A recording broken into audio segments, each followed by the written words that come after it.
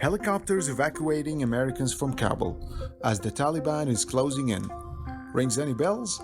It's a scene that can be linked to the 1975 fall of Saigon, which was the beginning of the US withdrawal from Vietnam.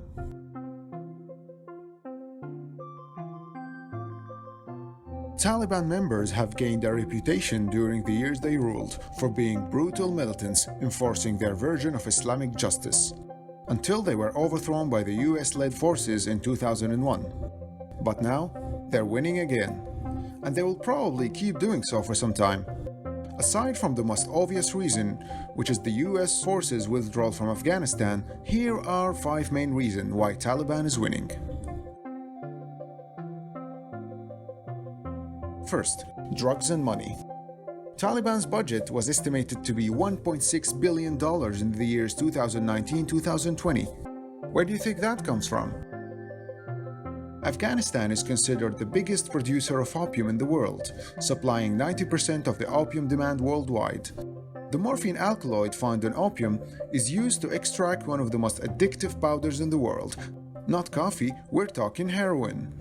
All produced under the control of Taliban, who own about 163,000 hectares of opium fields, which is almost the size of a small country, and they earn about $416 million yearly from it. Aside from drugs, other resources include mining, foreign funding by countries like Pakistan, Iran, Russia, and the Gulf, as well as generous donations from private citizens. They also benefit from taxation and extortion of people and industries in their areas of control, plus the earnings from their owned real estates.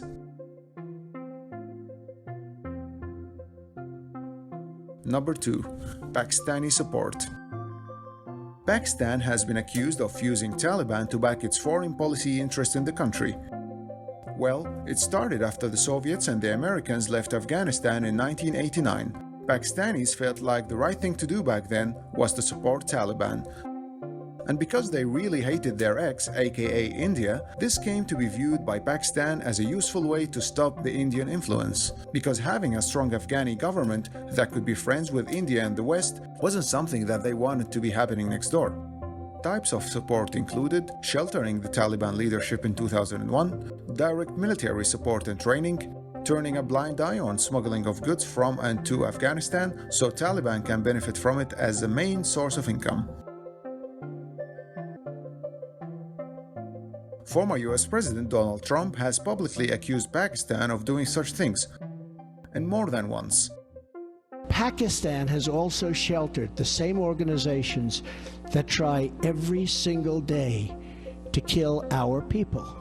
In brief, Pakistan wants their friend Taliban to win, or at least they don't want to do something to stop it.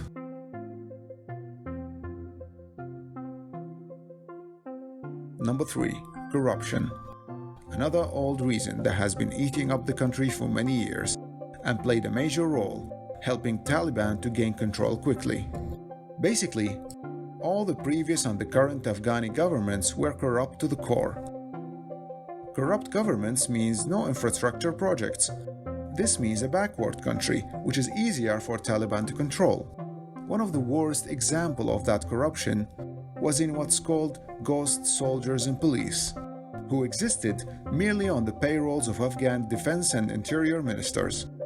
This meant in real life that the army could do nothing against the Taliban forces in case of attacks, and this is what actually happened. In spite of the US spending over $88 billion to train and equip the Afghani army. Another way Taliban used this corruption in their favor was by acting as the good guy and promising people to end this corruption and gain their support. Which leads us to the 4th reason. People's support. Taliban worked hard to gain people's support in the country, and they have successfully done that in many years. They provided relatively better levels of security to the people in the areas they controlled, decreasing the numbers of crimes and recruiting locals from those areas, to the point of being seen by some people as a better alternative. Some people even prefer to use Taliban's justice system instead of the government's. This is something that Taliban has been building for years, and it seems like it served its purpose. Number 5. It's an ideology. Originally founded in 1994 with the goal of establishing an Islamic government, Taliban follows the Deobandi fundamentalism, which is a movement derived from the Sunni Islam started in the 19th century. Much like the ideology of their beard buddies ISIS, no matter how much you fight it, how many militants you kill from it, it will keep finding its way back someday somehow, because it's simply not possible to eliminate ideas this way. Even though they claim they want a genuine Islamic system for Afghanistan, which would grant rights to women and minorities, well, what we witnessed in the 90s, when they were in control, was a little bit different. Women were not allowed to leave the house, executions were public, and basically any type of freedom was absent. And with all the money and the reasons we mentioned before, they only seem to be strengthening these ideas even more. So now, you might be wondering, why should we care? Let me tell you why. Since Taliban of the past were infamous for denying education for women, executing their opponents, persecuting minorities, doing all these things again on a larger scale now will be causing a humanitarian crisis.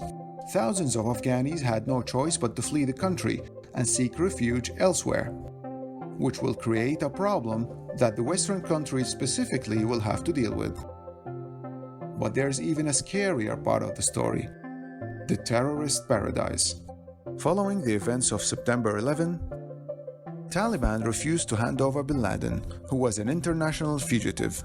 So we can only imagine how things will end up after they took over the whole country, turning it into a safe haven for all the religious radicals on earth, creating a chance for terrorism to thrive worldwide. Also, Afghanistan itself is in danger of becoming a pariah state again, and of being placed in complete isolation from the rest of the world. If you like this video, subscribe to our channel. Thanks for watching.